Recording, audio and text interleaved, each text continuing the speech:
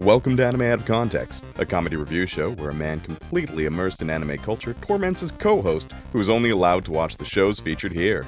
If you'd like to support the show, you can do so at patreon.com/animeoutofcontext. Alongside over 100 hours of exclusive bonus material, all episodes uploaded to Patreon are completely ad-free, even to non-patrons. Thank you for listening, and enjoy. Hello and welcome to Anime Out of Context, the show where I attempt to explain the sometimes weird, sometimes wonderful, but always hilarious world of anime. And I say, could a mentally ill person do this and then start recording a podcast about anime? I'm Shaun Rollins. I'm Remington Chase. Unfortunately, Rem, that's all we can do. Oh, all right, so last week we had a strange venture into cat zombies. What's this week hold in store? Well, Rem, now that we are actually properly into the summer season, as it were, I figured it was actually time to review one of the ones that we've been spammed with requests for. An unprecedented third topical episode in a row. I know. I And think that might unironically be a record. I mean, like, there might be some loopholes in the fact that last week is only topical in the fact that it is a newly airing series. Wait, it's topical. It's just not relevant because nobody's seen it. Yeah. But with there being about 4 episodes out, I figured, you know what we haven't talked about in a hot minute, Rem? What? The injustice divide between class. All right, perfect. All right. Something nice and light for this comedy Which is podcast. why we are absolutely thrilled to have a longtime fan of the podcast, Bernie Sanders, on this episode. Welcome, Bernie Sanders. You're a big fan of the podcast, big fan of anime generally. A huge weeb, that Bernie. I would unironically love to show Bernie Sanders in anime. What one would you show him? Oh, it would have to be something he would not understand in the slightest. Weirdly, this week's anime might qualify. Perfect. So hey, Bernie, if you're listening, check out whatever anime this is. Yeah. I don't know if you'll like it, but I think you'll at least recognize that there is a clear class divide in this setting. All right, so regardless, Shaun is claiming that this is the Bernie Sanders of anime. And we'll figure out what that means. We'll figure out how to interpret that as we go on. Oh, I can't wait for you to really dig deep into how Bernie Sanders and this anime share a lot in common. It's gonna be so satisfying to say. So, Rem, this week the anime we're gonna be talking about is called Gachiakuta. Yeah. Oh, are you expecting like an English translation? Yeah, I mean that would be helpful. That'd be nice. Yeah, the easiest thing I can find is essentially it's like almost a portmanteau of serious and trash. Okay. So like it's like this is some pretty serious garbage here, or like some this is the most legitimate garbage I've seen in a hot minute. All right. Well, hey, so rarely do we get an anime that's being honest in its marketing. I mean, the joke is right there. Might as well grab it, you know? It's low enough to the ground anymore, and it'll be on the ground already. Might as well plunk it while it's right. But no, yeah, it is the latest in, I'm gonna call it, edgy, anti-capitalist fantasy nonsense. Okay. Which in theory could be wonderful. Sure. Yeah, so let me get this out of the way. I don't think this anime is subtle, Rep. Without you're gonna watch the first 4 episodes of it and realize, oh yeah, that's about as subtle as getting truck-cooned. Like there's not much going on here, because it is about our main character, Rudo. Sure. Rudo. He's a young fella who lives in the slums of a very, very wealthy society, and turns out the people in the wealthy society don't really care much for the people in the slums. You know? Yeah. All right. Yep. So far, check it out. It's Yeah, it makes sense. Yeah, and so Rudo's life is very much a life of scavenging like things from throughout the slums and like the outskirts of the wealthy parts of town, which I have to say has a very clear divide. Yeah.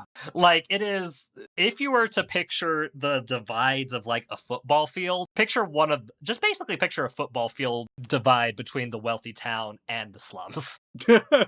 Yeah, okay. So right now we're just it's kind of like any cyberpunk story ever thus far. So far, yeah. Definitely, there's definitely some cyberpunk vibes to it, but it definitely leans a little more fantasy, especially as it goes on.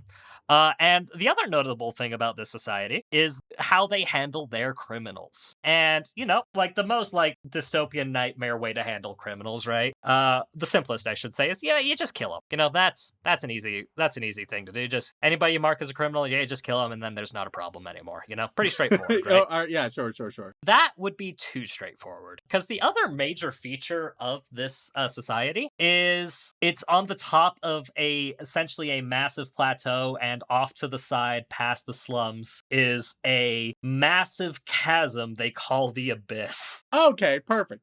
Now here we go. Yes. See, I was waiting for something because thus far it was the most generic thing I've ever heard in my life. So it's nice that at least you're like, hey, big hole. It's a big hole, Rev. And you'll never guess what they use this hole for.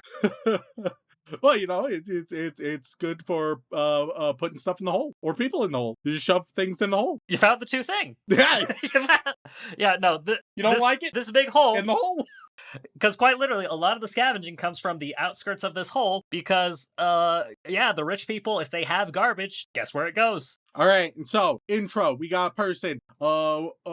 We see them with, I don't know, their little sister or something. All right, they're scavenging. They have to steal to help feed their little sister. But oh no, they get caught. They get pushed in the hole. They're like, no, I can't be pushed in the hole because my little sister is still here. They get pushed in the hole, but they survive, and now they need to figure out how to make their way out of the hole. There's civilization inside the big hole, etc., so on and so forth. Wow, it's like you're familiar with fantasy tropes. That's not exactly right, but it's there are some common through lines there. Essentially, we're introduced to the setting and the world through Rudo and his sole living family member, his father. And they're doing what they can. They're trying to find hope where they can. But of course, the Abyss is a thing, and the rich folks, anytime they have a criminal, rather than jailing them, killing them, whatever, they string them up and then drop them into the Abyss. Yep. Because, where else are you putting trash? And what are criminals if not trash, according to this setting? I don't think that. I want that to be clear. Almost let the mask slip there. Almost let your true feelings show. If you keep talking like that, you're the next one that's going in the big hole. See, there we have it, ladies and gentlemen. Listen to his words. And essentially the story really starts, Rem, when one day Rudo comes home to find his father very clearly having been horrifically stabbed and in the process of dying. And of course, right as he shows up, the town guard, the officials that are definitely corrupt, because ACAB. Yep. Immediately grab him, accuse him of murder, saying, obviously you killed him because you're covered in his blood, even though he is still technically alive on the floor at the time. Sure. Yeah. And they just immediately fling him into the Abyss, and rather than dying when he hits the floor, he awakens in a dark, trash-filled landscape filled with giant demonic monsters. Sure, all right. And then it's about him figuring out the society that's down there and hopefully learning how to use the special equipment that they use to fight these demons to eventually get the fuck out of the Abyss and, I don't know, avenge dead dad. See, I feel like I would have a guess for what this anime is. I feel because there's there's been patron recommendations for a title like this, but those have been going on for a long time, so it wouldn't be topical. No, no. I guess most of the ones we get lately is for Code Geass, for example, which you always mispronounce, and I've given up on correcting you because you will forget the next time we record.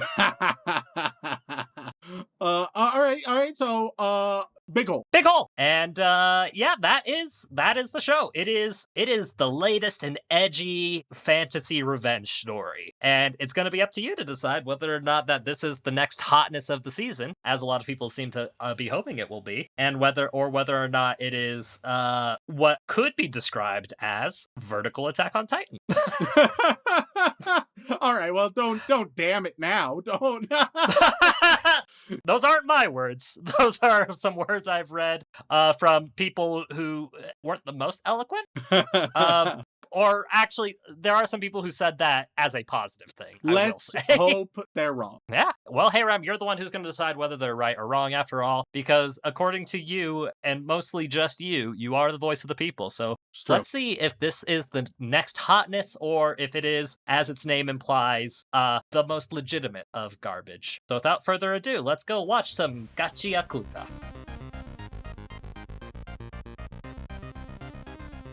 And we are back after watching the first 4 episodes of the hits new 2025 anime, Gachiakuta. And tell me, Rem, do you feel like garbage, the garbage that the rich people in the sky want you to feel like?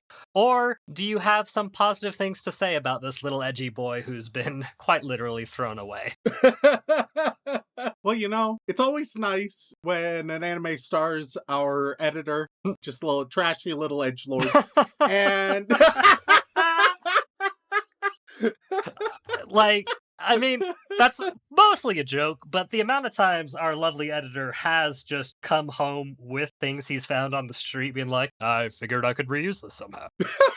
my girlfriend is very similar, Yeah. where both at our previous apartment and now here, just like sometimes she'll see something somebody left by the dumpster, Yeah, and she'll be like, dope. She'll just be like, that's mine now. And sometimes it goes to use, and other times it ends up just in the back of her car for like 3 weeks before I have to ask, hey, yeah. what is it doing back there?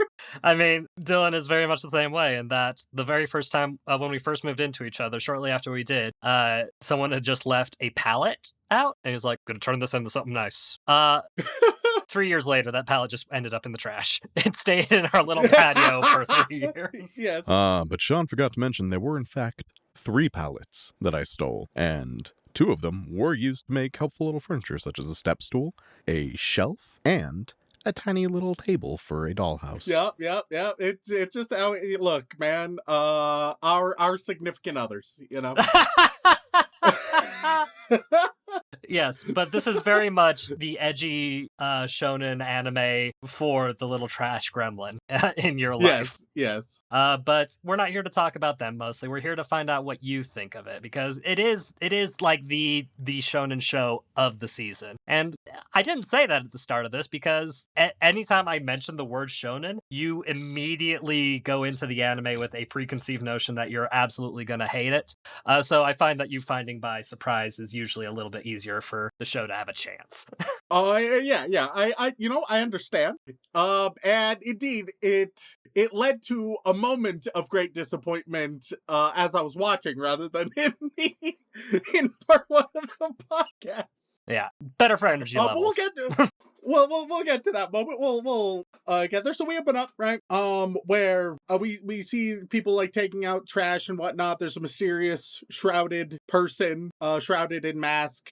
Then we meet our main character, Rudo, and he's breaking into a trash pile. He's chased. He escapes. He took some trash with him. We learn about the discrimination of the tribesfolk, who are the ones in the slum, and then even within that, Rudo is bullied by the other people in the slums. There's this girl, Chiwa, who he's super into and has been his whole life, right? Apparently, Rudo is the son of allegedly a homicidal maniac. Rudo gives Chiwa a plush doll. There's bullies, all that kind of thing. Just sort of establishing characters-ish. We meet his adoptive father figure and who treats him and helps him out. We learned that Rudo has pitch black hands and was given gloves, and there's a lot of exposition dumps happening right now. All right, and yeah, it's a 70-page chapter 1 shoved into a single episode. So for our purposes, not a lot of it is super relevant. Yeah. Later on, as he gives the stuffed animal to Chiwa properly, he gets back home, and oh no, the shrouded person has stabbed his adoptive father. Oh fuck! It would have been a little bit more impactful if we had seen just like a bit more. Yeah. if we had like we got like a scene and that's kind of it. And it was like, oh, okay. Just a little bit rushed is all I'm saying. And then they will have multiple like flashbacks being like, wow, look at the bond that the adoptive father and Rudo had throughout the other episodes, right? But like that doesn't make this moment more meaningful or impactful because it's just already happened.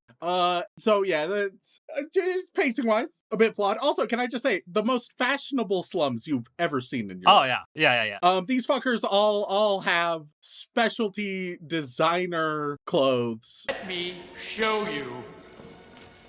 Derelict! Every single one of them. You would have, like, it's very standard looking slums, right? Where you're like, oh, this is fucked. Yeah, it makes sense. And then you see the people walking down as if they're in a fashion show. Yeah. So, oh no, his dad has been stabbed. The shred person, I don't know, pushes him or punches him or so incapacitates him in some vague way. I don't think they showed how. It was just Rudo angry. Now Rudo has a slightly bloody nose and is on the ground. Yeah, and this is the part where I mentioned I read, I'd say, like the first 50 chapters of this manga prior to us talking about it, just so I could get a full vibe for what was going on, since at the time of recording part 1, we barely had 3 episodes. And I will say that the part where he runs into the guy actively stabbing his father, that wasn't in the manga.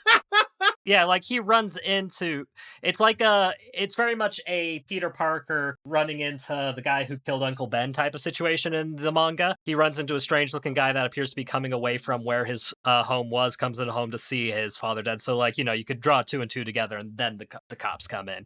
I don't know why they felt the need to actively show, hey, this guy definitely just killed this guy, when you could very easily draw that conclusion by the fact that there's a weird guy leaving his home. I guess they think all weebs are dumb as bricks. No, this isn't me saying this. This is what I think they think of you. All right, weebs? Because this is what Studio Bones thinks of you, apparently. Yes, I do think that the way you described that was in the manga would have been better, because yeah, it is just kind of an awkward, clumsy bit. Yeah. But nonetheless, then some apostles show up who are like the police, and they arrest Rudo. They're like, you killed him, and he's sentenced to the pit. And even Chiwa believes that he did it, and he's dropped into the pit. Fortunately, thank goodness, there's no fall damage. For him specifically. For you. For him specifically. For you. Well, for all we know, for anybody. No, we have seen one they do say instance. for him We've seen one specifically. instance. Yeah. We've seen one instance of somebody falling into the pit and landing, right? That's what we've seen. And they live. So with our data set, that's our impression of the world. And so he wakes up, he's landed in trash, and oh fuck, there's a big old trash kaiju coming at him, right? So a messy first episode, developed some decent ideas, but there's a little bit of intrigue. Visual style is pretty decent. So we open up episode 2. He's running from these big trash kaijus, all right? He's dodging attacks, and it's like, oh, all right, the trash kaijus, they're kind of badass. Fortunately, Rudo just easily fights back and defeats all three of the trash kaijus coming at him. So I guess that they weren't they were not that scary after all.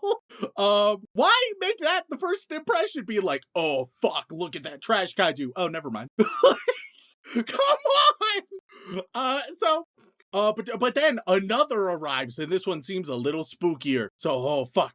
But then another guy shows up, and with his umbrella turning that into a weapon, he easily defeats this other kaiju. But then there's a whole horde of giant trash kaijus. So this other guy, Engine, just with a single stroke of the umbrella, eliminates a giant horde of giant kaiju trash monsters. So I guess the trash monsters aren't to be feared. I guess we don't need to worry about trash monsters, is what I have immediately learned, right? because I've been introduced to a lot of trash kaijus, right? And I've learned that even somebody who doesn't really know what the fuck is going on with Rudo easily dispatches them. And this guy Engine, he with a single swipe of his umbrella, he can eliminate an entire horde of gigantic trash beasts. So don't worry about them ever, I guess. That seems like a weird way to do that. That seems, some might say, that will remove all tension from any future trash beasts that I see, because I'm never going to be able to take any of them seriously. Why do so many anime do this, Shaun? And even like here, the answer, it's like the power fantasy, right? I mean, also it looks kind of cool. Yeah, that's part of it as well. It doesn't look kind of cool because he just swipes and they all are cut in half. It's not some intense action going on.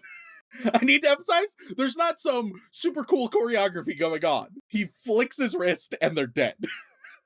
It's not cool to just push a button and then you win pops up on the screen. That's not a good action sequence.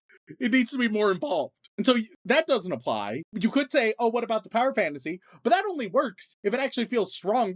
I don't feel like the kaiju are strong because I just met them and they immediately got all of their asses kicked immediately. So quickly, so easily. So it doesn't feel wildly powerful. It just feels, I guess that's just how that works. I guess they're not to be feared, and that doesn't make the characters feel super powerful, because I never got the chance to feel the kaiju were powerful in the fucking first place. They could have at least within this introductory scene, have Rudo have no idea what the fuck is going on, have it be very dangerous, right? Don't have Rudo easily dispatch them. At least make it, because it's revealed, oh, Rudo is the most special of boys. Sure. Okay. Annoying, but whatever. Sure. But at least, like, make it so he doesn't realize that yet.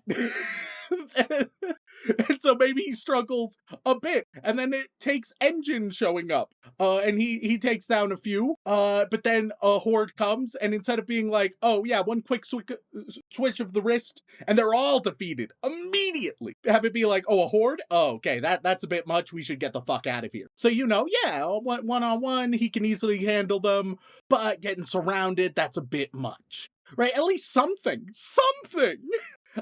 I don't know what it's accomplishing here. It doesn't end up looking cool. It doesn't end up satisfying a meaningful power fantasy. And it certainly isn't good storytelling because it removes so much tension. So what the fuck is it doing?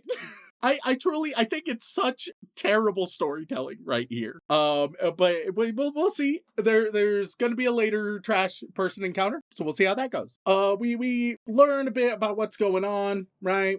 And we learned that Rudo, he fell from the sphere, and he's a spherite, where the spherites, they dump all of their trash onto the ground, which is this planet, right? Just kind of imagine dumping shit from the moon, and you're dumping it here. And Engine drops Rudo off with a couple of strangers who are excited to see a spherite because they plan to sell him, and they hate spherites because they dump all the trash. And now we get I kind of don't really understand why the spherite society had to be bifurcated into luxury and slums, because it seems like the spherite ground divide is more meaningful and prescient, and that you're just trying to do a little too much. I don't feel like it's wildly meaningful, but then I guess the ground isn't actually really the slums. They have some trash piles, but then they actually just have some pretty good society too that's better than the slums. It just kind of muddles the world building. And so they're like, we're gonna sell them off, but Rudo kicks their ass, breaks out with magical energy, kicks their ass easily. Engine is watching and be like, yeah, he's real good. We learn about givers and vital instruments when you care so much about something that it gets special powers, usually as a special generic anime weapon. Almost all of them are they become generic anime weapons, which just isn't. It's all the same shit. It's just been retextured. It's just retextured, Shaun. It sounds interesting at first, where you're like, oh man, trash powers, and then Rudo, he isn't stuck with just one vital instrument. His thing is all trash, right? Any trash he can use as a weapon. But it's just all generic anime weapons that aren't particularly compelling, novel, or interesting. It's just doing the same exact shit that we've seen a million fucking times. And you know why? Because they come up with a bit of a twist, right? They're like, hey, trash. And then you're like, all right, let's create a few unique character designs. All right, with a premise, a marketable premise, and recognizable characters, we're set. Now the weebs, they will check it out, and as we unfortunately know, once weebs start checking it out, they will just keep going regardless of quality. You just need to get them in the door, and then they're hooked regardless. So that's where anime's priority is, just getting you in the door, and it doesn't care if it's doing the same slop as before. It doesn't care if there's mediocre to god-awful storytelling at every turn, because it doesn't need to do that. It doesn't need good storytelling. Oh no. Oh man, it's been a while since we've done an episode that's gonna piss a lot of people off. I'm happy for this. This is gonna be fun. But like, this shouldn't piss people off because y'all, it's the same shit. It's just the same shit. It's the reskin of every other shonen that we have seen at all. All right. And so there's just not a lot here. And then the few times where they could do something distinct, they just don't. They just don't do it. So, after Rudo kicks the crap out of the human traffickers, Engine is like, I want you to join my group. And we go into episode 3. Getting Rudo fixed up by a doctor, having dinner together. We get exposition about the objects and whatnot. And then a cat steals Rudo's money. He chases the cat and gets the money, but as he did so, he grabbed somebody's stick, right? And the person returns them and is like, hey, you stole my stick. And now, here we get to another, possibly the worst scene that I saw, or at least the worst moment, is right fucking here, all right? Because here's the thing, right? With Rudo, the thing that makes him unique and special, the thing that makes things vital instruments is care over time, right? You show care over time, and you inject sort of this energy into them, right? And what makes Rudo special is that he puts care into what people perceive as trash, right? To put other people, they disregard things, but he sees the value in them. That's what makes him a special little boy who can use trash. Am I getting that correct, Shaun? Yes. Perfect. So, because that is what makes Rudo special, that is what makes Rudo different. Whereas other people may not see the value in things, Rudo can. Rudo does. All right? So it's kind of weird that, given that that is his special character trait, that is the reason why he's such a special fucking boy, and he was just given an exposition dump that objects given special care are just super weapons. When this guy is like, hey, you took my stick, I want it back, it's a terrible, terrible character decision to have Rudo be like, what? Why do you care? It's just a dumb stick. Motherfucker, your whole character is showing care for things other people can't see the value of. So why are you undermining the one major character trait you have, and in such a stupid way, because it was right after exposition literally about this? It's baffling. It is so baffling to me. I can confirm, in reading 50 chapters of it, that's the only time that's ever happened. Every other time, they actually commit to the character trait. It's real fucking bad when it's one of the few moments we have seen where Rudo is interacting with objects in a meaningful way, right? Like, sure, we saw him steal trash and whatnot in episode 1, but here, now, he's just like, I don't get it. Why would somebody care about a random object? Motherfucker, it's such bad writing that undermines so much. And that combined with if it was just like a one-off of bad writing, but I've already touched on other examples of bad writing. The writing in this show is bad, y'all. It actively undermines itself at every turn.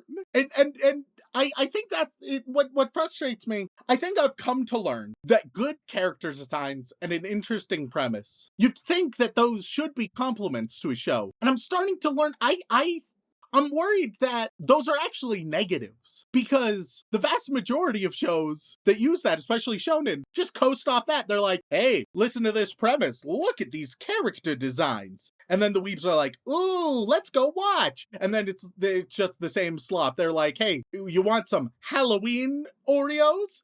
And it's like, oh yeah, are they different? And it's like, yeah, the cream is orange now. Except it's not even like, oh, delicious Oreo. Once again, it's just sawdust. They put food dye in your sawdust and you're like, oh my God, now it's blue? And it's just not enough. That's just not enough. Guys, you can have good stories. That's allowed. You don't need just reskins of the same trash stories poorly told. So, it turns out that, the stick, this'll shock ya, was in fact a vital instrument. It's a magic super weapon for this guy. And this guy just so happens to also be the one in charge of training Rudo, who was waiting in an alley. I don't know, maybe he paid off the cat to steal the coins and come this way and believed that Rudo would steal the stick. Who knows? Who cares? And so he's like, I'm in charge of doing that. I need my stick bag. It's my item. And then Rudo doubles down.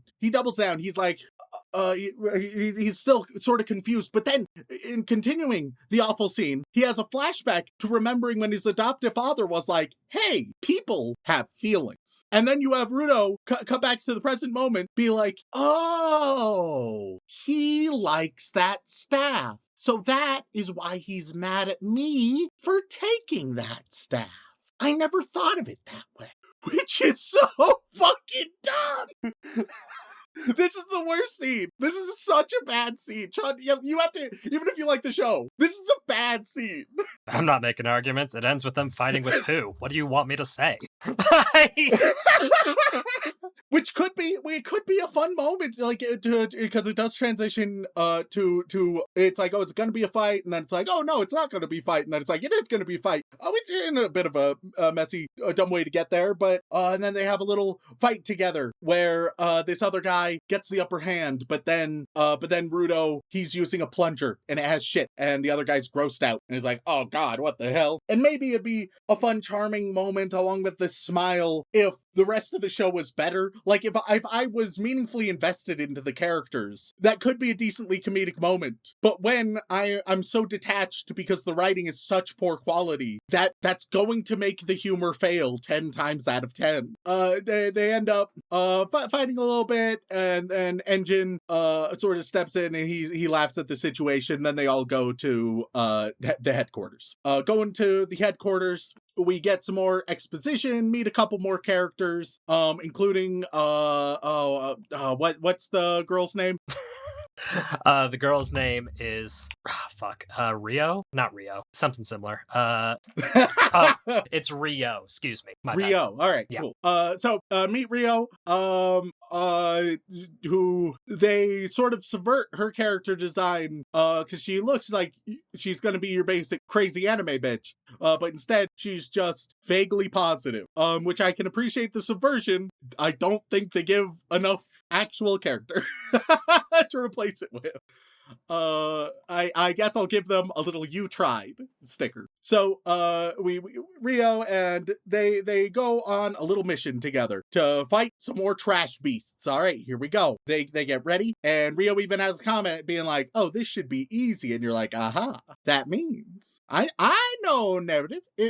It's so they plan to bring the new guy on an easy mission, but then it actually gets fucked, and they have to figure out a way out of it, and it's an indication of things to come, right?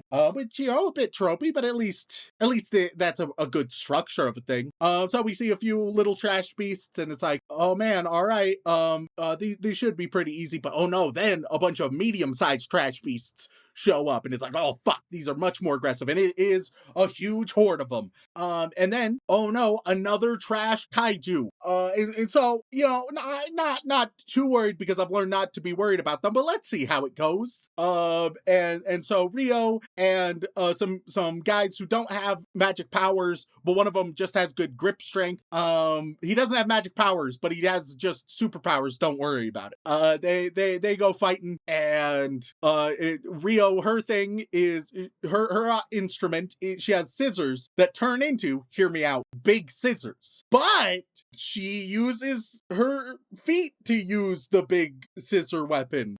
Cause does that make it better or more useful or even more visually interesting? Not really. So they easily dispatch the giant horde, but oh no, the big beast, he doesn't die after being sliced in half. All right? Normally, when you slice those motherfuckers in half, they die. But this one isn't. What's going on here? So we're like, this must be a super powerful version. All right? This must be an extra powerful version because it doesn't die when being cut in half. And so to kill this one, you need to do something harder than splitting a kaiju in half, John. Yeah. You must find the glowing weak spot and stab it. Yeah. You know how stabbing a glowing weak spot is way harder than slicing a kaiju in half? I mean, there's lots of places to find glowing weak spot. It's a little harder.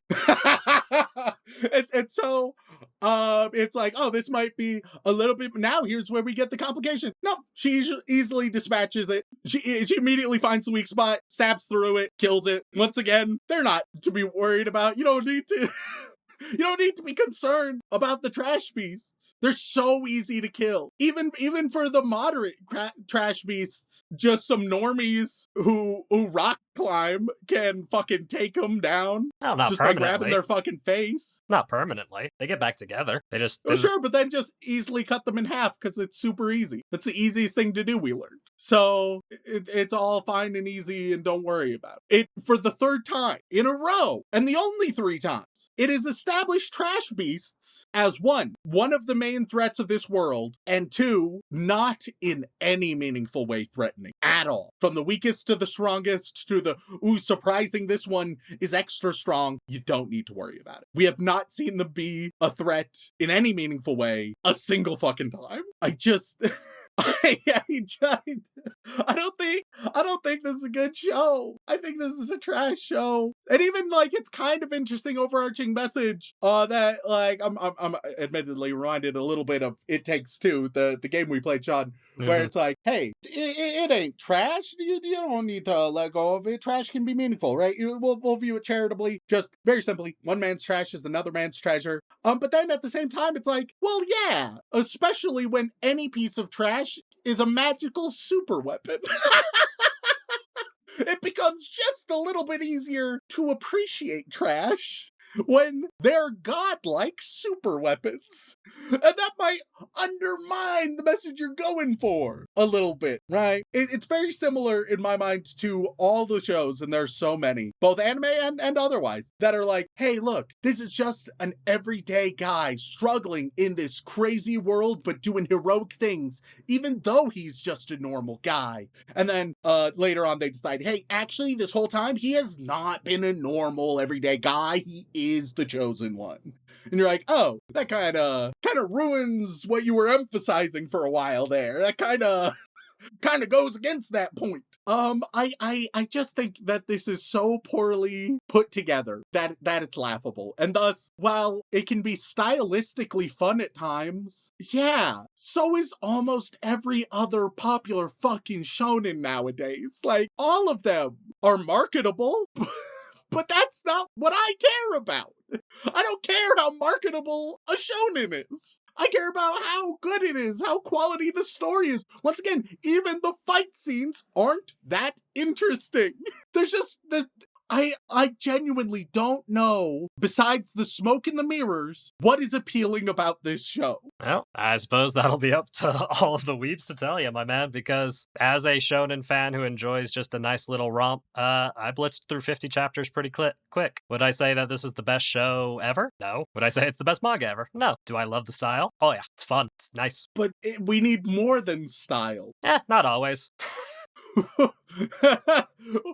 But here's the thing, Shaun. It's not a case where it's like, hey, on rare occasions we can focus on style instead. The problem is with anime and especially shonen, they're always just focusing on that. That's all the only thing they're focusing on. And even then, I have critiques.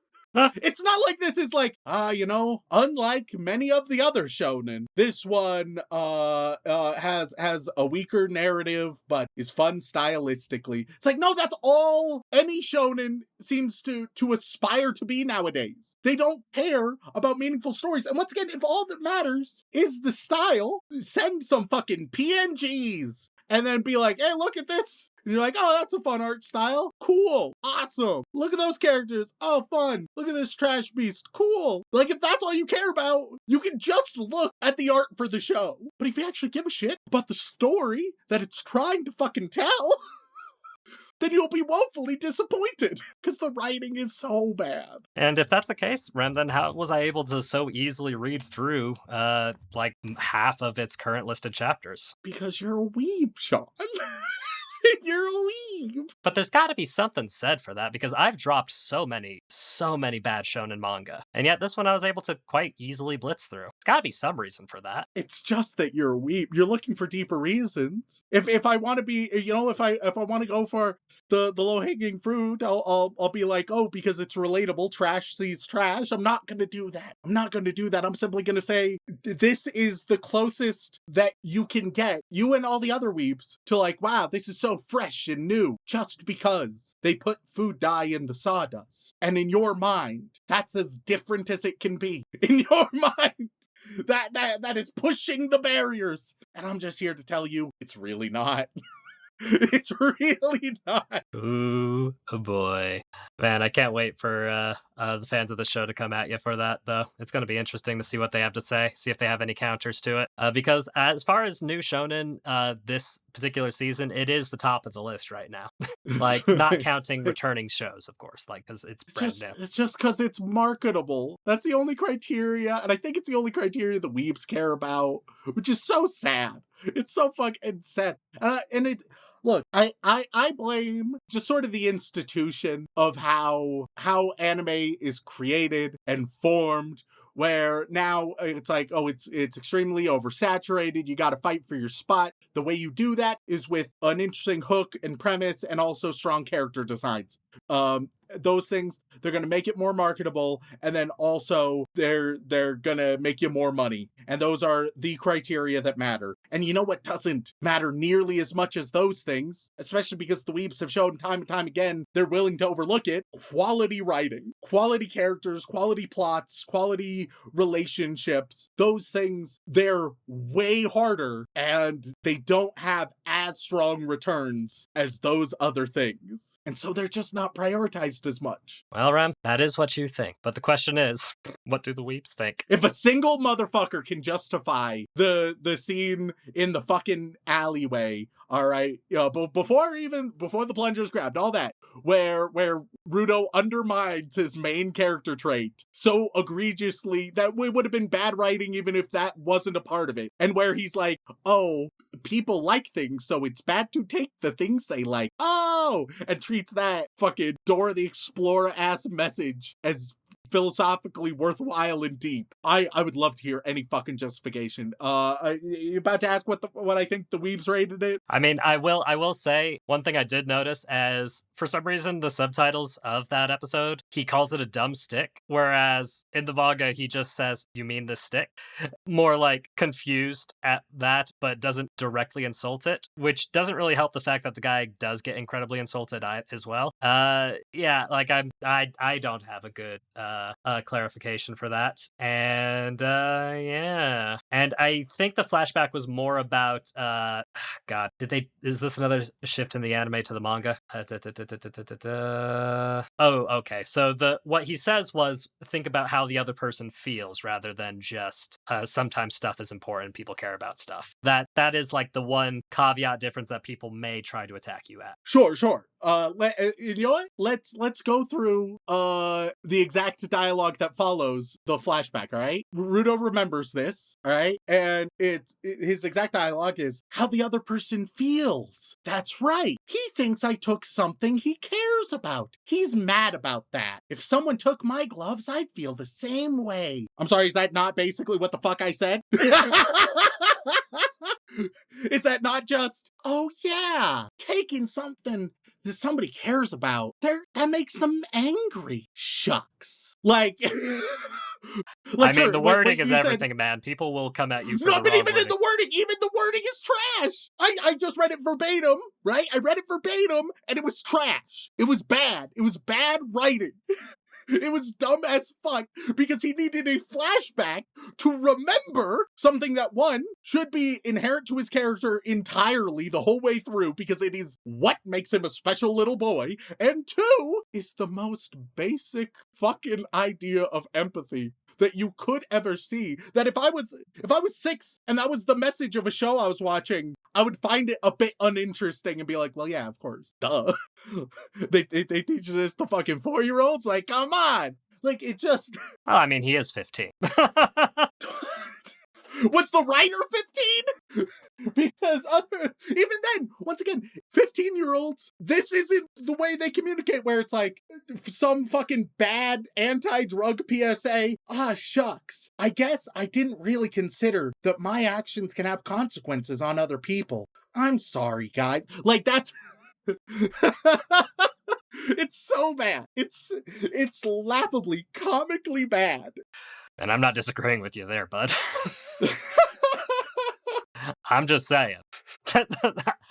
I'm trying to give every angle I can think of in this position as my position as the one who actually kind of enjoys this show. Hey, if anything, I appreciate the opportunity for me to quote it directly so people know how accurate I fucking am. As for what I think the weebs rated, I don't know. It's gonna be over 8. I will call it an 8.1 and call it a day. Not even gonna think about it? I don't wanna. I don't want to put any more thought into the show. That's a shame, because people are gonna ask us to revisit it since it's getting a full 24-episode season. It's not worth it. I'm gonna say the same shit. I'm gonna repeat myself. You might not. I might not. It's theoretically possible that I might not. But man, I would be astonished. I'd be astonished if I didn't. Well, you're off. So far, only 27,000 people have rated it because it's, currently airing. And with those 27,000 ratings, goodness, Gachiakuta is sitting nice and pretty at 8.07. Yeah, there we go. There we go. Yep. With by and large, like a lot of people enjoying the stylistic things, people liking the world building, people liking a lot of the stuff you criticize, more or less. And essentially the people who... Once again, I can acknowledge that the stylistic side of things is the strongest. I just think that it is flimsy wrapping paper on what is otherwise generic and badly written trash. Yeah, I mean, the negative reviews are mostly just saying it's bad writing and it's trash. That's all they're... Of course, they're doing it with, like, the flourish that forum authors do, but, Yeah. Yep, and, yeah. Though I will say some of these questions in one of these reviews I'm reading is coming from a very dishonest place, because they're talking about how the other show that has a second season airing currently is so much better. And it's not really even a fair comparison because of how wildly different they are. Yeah. But hey, by and large, folks are a pretty solid fan of it so far, and the people who are heavily criticizing the writing are probably still going to watch all 24 episodes. That's just how it's going to go for them. Yeah, I mean, hey, people are free to spend their time however unwisely they choose, and it's unfortunate that in so doing, it will promote further trash to be created. Well, Rem, if you like, I can show you something else from this season next week that is of a genre that you're more likely to enjoy. My God, 4 weeks topical in a row. That definitely is a record. You mentioned a record earlier, and I was tempted to keep doing that to see what would happen. Oh my God, we're just topical now. By next week we're officially just topical and hip and with it, which will probably mean I'll have to immediately follow it with something retro just to see what happens. Oh fuck! And I will say, like, the one show that I do want to talk about this season is locked behind Netflix jail, and I'm upset by that because how fucking dare they? I don't know how to interpret that. Oh, excuse me. The show that I enjoy watching the most, you're okay with not having to watch it for a month? Well, I don't know what you mean by Netflix. Just that it's on Netflix. So it's on Netflix, right? But it's not being localized for any country outside of Japan until its season is fully done. I see. It's a Netflix jail. Because, like, you know, a lot of shows are on Netflix but are doing weekly. The one I'm interested in talking about that I may or may not have read 140 chapters of a manga. Oh my god. Look, man, people will be able to guess what it is. I posted about it on Blue Sky. I was angry at how much I enjoyed it. And now I'm like, oh, well, now I want to watch the anime to talk about it because maybe that'd be fun to do next week. Then realizing, oh, wait, I can't. Because fuck me, I guess, you know? Yeah, they're after you. Yeah. Well, with that in mind, Remington, I guess the final question I need to ask is there any chance you'd want to give Gachiakuta another chance? No. If I had literally just watched one episode, right, then I would say yes, because I'd be like, it seems mid, but it might be able to pull through. You know, just establishing stuff. I episodes 2, 3, and 4, they were so poorly done. Look, Van, at least I didn't have you end it on watching a shit fight. That was my main goal there, because I was like, having it end on that is definitely going to make him angrier than if I force him to watch another episode. Weirdly, the ship fight, if it was built up better, it could have been solid. It could have been fun. It is truly just that it followed the worst bit thus far of the show that fucked the ship fight over. Ship fight could have been enjoyable. Well, I think with that in mind, thank you all so much for tuning in. We really appreciate it. If you enjoy Rem losing his mind over garbage shonen, both literally and figuratively, then please head on over to wherever you get your podcast and leave us a review. They mean the world to us, and we do read every single one. And if that is still not enough for you, you can head on over to twitch.tv/animeoutofcontext, where myself, Dylan, and Remington occasionally play video games very poorly. I have to say, I'm playing Final Fantasy III. I'm enjoying it quite a bit, but also the first 3 games are wildly different from each other, but wildly similar. It is very confusing. And if that is still not enough for you, patreon.com/animeoutofcontext, where you gain access to all kinds of lovely bonus material, including the opportunity to be thanked live on the podcast. So, Rem, who we thanking this week? Well, as always, we would like to send all of our regards. Fuck. Who? My brain's scrambled. Just too much good shonen, I see. Oh, I'm a kill a bitch. As always, we'd like to send our. What do I say? Do I say regret? Do I say thanks? What do I say? What the fuck? Or where are we? You've only been doing it for 7 years, lad. What's going on? What the fuck's happening? I don't know. These people. Thanks to all of our bland bitch protagonists and magical girls, but moving on up to yandere waifus. Who? I don't know why. Your brain fully emptied. You fully popped a gasket while ranting about it. And the fact that you know that this show is going to be very popular for its full 24 episode run. And thus it'll be like, hey, here's the winning strategy, and then things will continue to follow it. I don't know why weebs hate quality. Anyway, we got the Yandere waifus. On that list we have your biggest Brazilian fan, literally, Yandere Neko, Wolfire56. Why does Darth Vader not have rickets? Where's our DBZ review, you ginger fuck? Westgate and Shaun deserves an apology from the Discord. For what this time? What did they do this time? We don't control them. Week 25 of using my Patreon name to request code geese. Watching Requiem for a Spoon Man on 0.5 speed. Transing Shaun's gender is my favorite bit. Do it. Christ. The only way to save Red Pill Rollins is by force femming Red Pill Rollins. That's how we get the Shaun we know and love back with titties. You know, out of context, getting me back with titties sounds like a great idea, but in context, no thank you, please. Look, I understand that you want to stay Red Pill Rollins to the end of your days, Shaun. The rest of us worry about you. Christ almighty. It's like trying to reform a murderer by sending him to fucking... Yeah, let's hear it. No, We're all interested to see where this analogy goes. look, I don't know why, but I forgot the name. The horrible camps that Christians send queer kids to. I don't know. Like Fucking that. a conversion camp. Yeah, Jesus those. Christ. That's I don't know why that's like because like it feels like swapping like someone being horrible, so you do the thing that hyper freaked out conservatives people do to them. Like Yeah. it's the full eating cats and dogs thing that people were freaked out about during the election. It just doesn't. man. It feels like a route that isn't gonna yield the results that you want. I don't know. I think it's worth trying, and I think the people agree. Totally good. Titan CNH. There are more things in heaven and earth than are dreamed of in Misuka's philosophy, but she could do without the horse girls. The Susanator. The Danish Viking will conquer the world with Roranor Zoro as my navigator. That time I reincarnated as a podcast host and forced to weeb. Turban. Swaraj Verdi. Super Zoo. Stacy's mom. Sparcy. Shaun wants to give Spoonman a thank and yank. Shaun, you will never answer how many times, you still never answered how many times you gooned to Bunny Girl Marin. Our listeners want to know. You asked me that last week. Still not answering.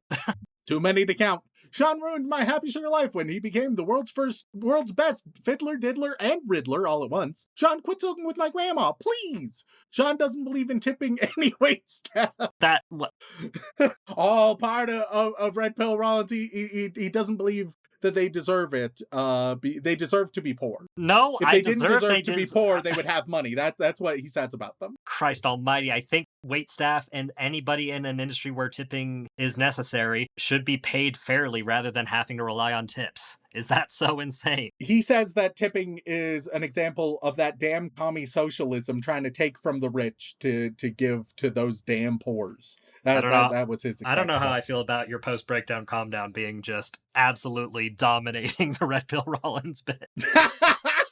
I don't know if it's the healthiest coping mechanism. Don't worry, he loves to be dominated. Shaun blocked my cock. Sarah from the Shark plushie. Ryan Moody. Ross Palmer. Rhiannon Williams. Remington is right. Remind me when do we record again. Rem, we the people want you to talk more about Red Pill Rollins in the main parts of the episode. Well, not the main parts of the episode, but you'll enjoy this Patreon reading. Rem was right. JoJo's is bad and not bizarre enough. Finally, my fucking man.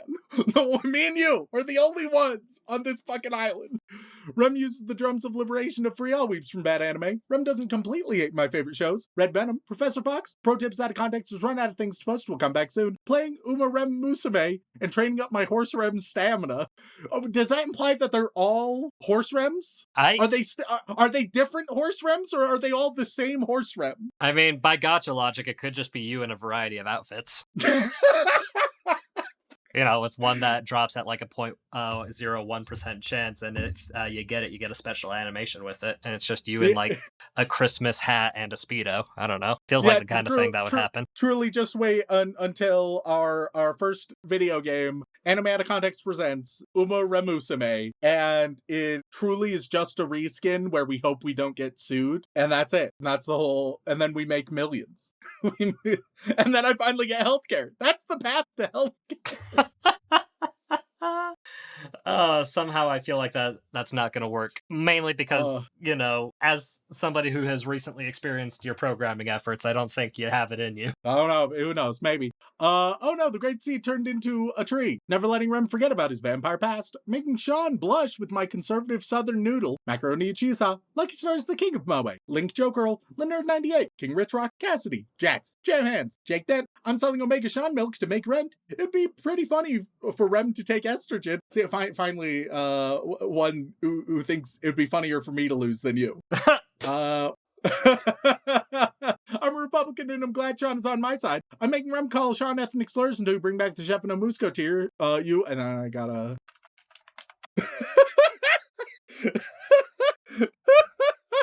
They're calling you Salt Dick. That can't be real. It is. It is indeed. What the actual hell? Saltpeel, or salt dick, is an Afrikaans slur for white people, though surprisingly not for the Dutch or Boers, as is pretty common for South Africans. No, it is a slur for the English, because English South Africans have one foot in South Africa, the other foot in England, and their dick is in the ocean. If I took a wrong turn, do you know what I'm doing? Oh, I showed my grandma Aunt Shirley and she watched it all by herself. Did I turn her into a weeb? I can't believe I made an account for this. God, Glenn Michael Dolan, G.E. Bottom, A.K. Bear Trap. Sorry for changing the name, but new plan. I think I need to Batman my town. Fern the Fern, Farmer Weeb's Rem Choice of the Week. Forced to watch 1,000 episodes of One Piece or 100 episodes of Attack on Titan. Oh, fuck. Shit. Silly pirates, or a show that you know actively makes you sad. Yeah, but it's so much Silly Pirates. It's so much of it. I suppose I would choose the former if granted a sabbatical from the podcast. If one, I had to make the choice, and two, I was granted a sabbatical from the podcast in which to do so. I think doing that in addition to the podcast I think doing either in addition to the podcast would kill me. I don't think I'd make it out. And coincidentally, not having any funding from the podcast would also kill you. Yes, truth. Fantide, Europe fact of the week: French isn't a real language. Estrogen, more like yes, I'm in. Shaun Rollins, July 2025. The bit is catching on. God, the people who skip the Patreon reads will have no fucking clue what's going on if they ever run across any of these bits. I do love seeing one of my bits grow in real time as the listeners latch onto it, just week by week. Erica McCorkle, Dylan Appreciation Day, Danielle Wright, Daddy Rem, tell me a bedtime story about Shaun Snut, Cheese Monkey, Rock Hard for Jew Dudes, Ito the Dorito, Boring Siren, Blarf, Bendo Kato, Bakushin, Anime, Amazing Muffin, Aisha Gachi, a Moe Piece of Trash. And now we move on to the Boy Wizard tier. What are they gonna get this week, Shaun? I mean, I'm just gonna give them a lovely item they find in the garbage that they can put love into. All right, on that list we have your friendly neighborhood Kami, A whisk. Umbrasite, Hammer. Truckcoon Operator number 42, Keyboard. That Mouse Girl.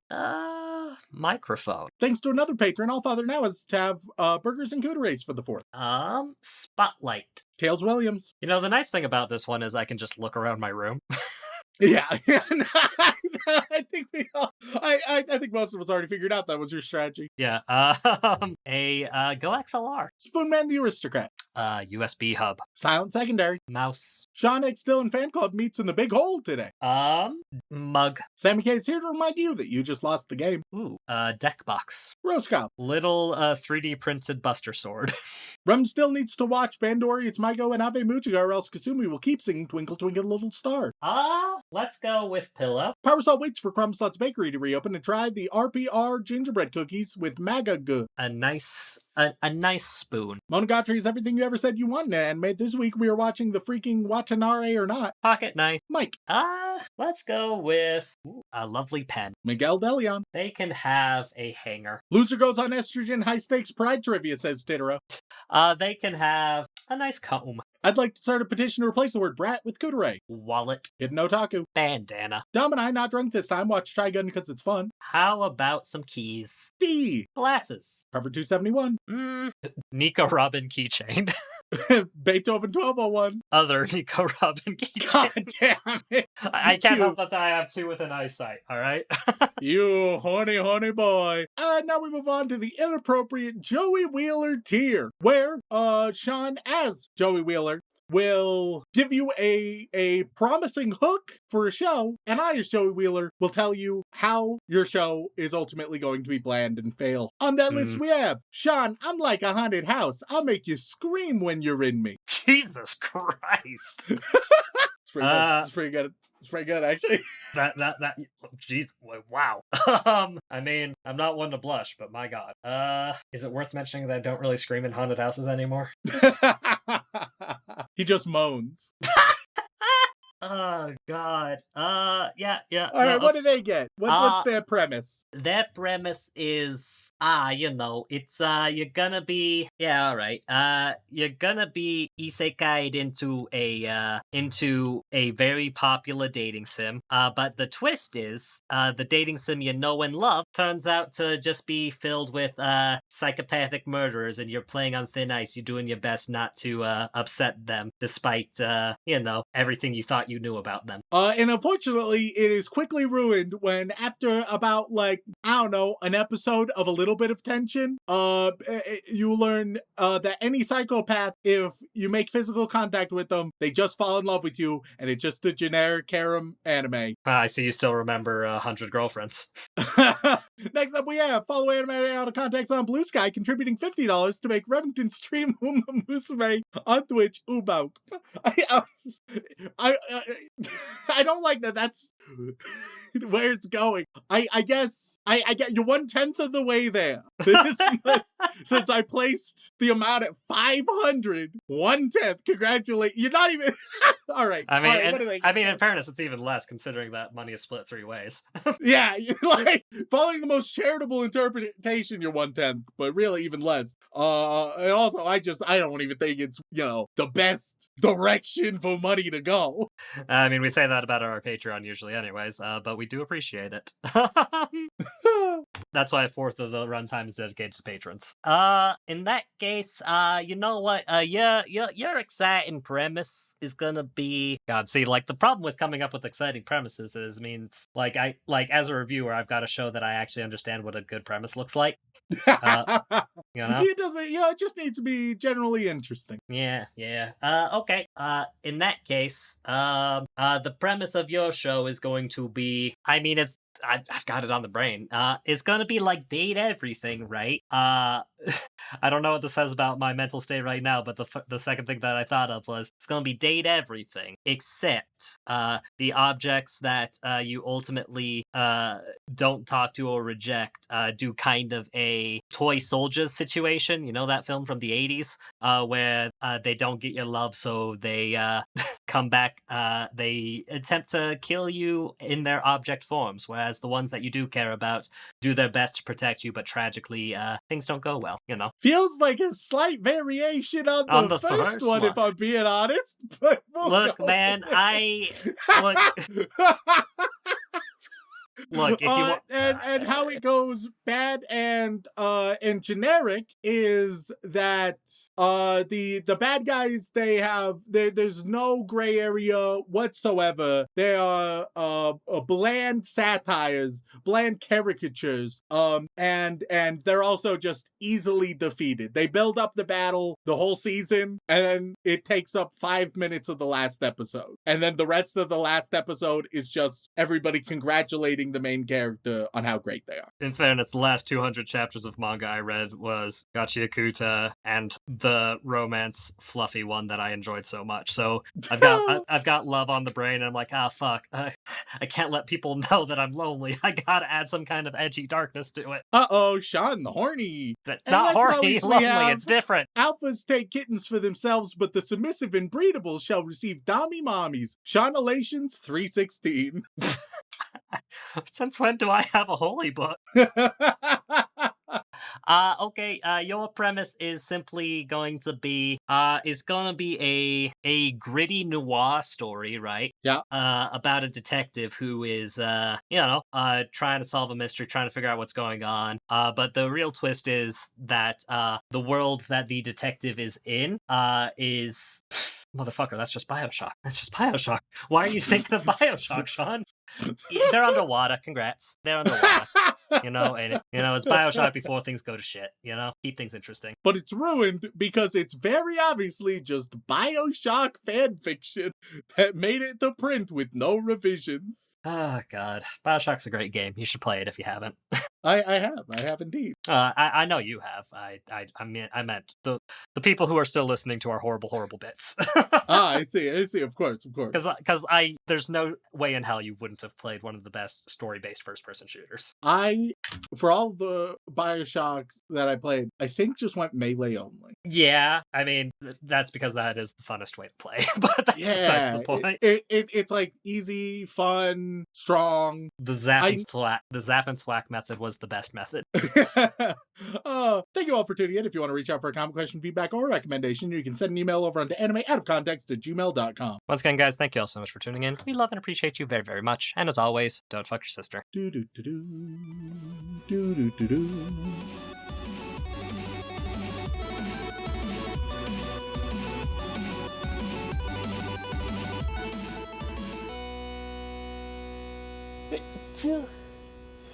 Two.